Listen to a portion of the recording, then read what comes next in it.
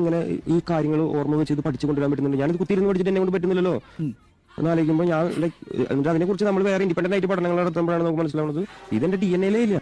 ഹിരൺദാസ് മുരളി പറഞ്ഞ ഈ ഒരു സ്റ്റേറ്റ്മെന്റ് സയന്റിഫിക്കലി ഫാൾസ് ആണ്. അതുപോലെ തന്നെ ഇത് മിസ്ലീഡിംഗ് ആണ്. അതുപോലെ തന്നെ ഇത് സൈക്കോളജിക്കലി അക്സെപ്റ്റബിളും അല്ല. The caste DNA myth. ഒരൊറ്റ പോയിന്റ് പറയാം.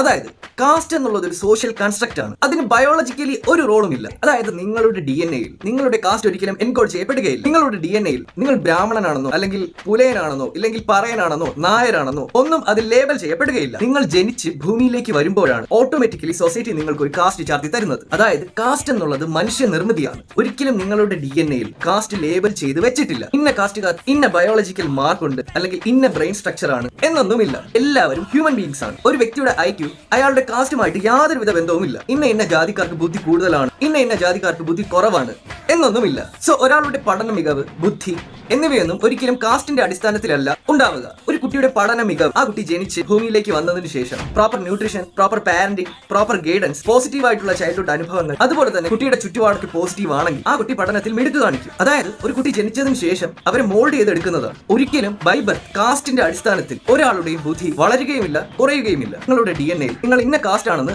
രേഖപ്പെടുത്തി വെച്ചിട്ടുമില്ല. മനുഷ്യ നിർമ്മിതമായിട്ടുള്ള ഏറ്റവും വലിയ 2 ദുരന്തങ്ങളാണ് ജാതിയും മതവും എന്നുള്ളത്. ഇവയെല്ലാം വലിച്ചെറിഞ്ഞ് പരസ്പരം സ്നേഹിച്ചുകൊണ്ട് സന്തോഷത്തോടെ ജീവിക്കുക.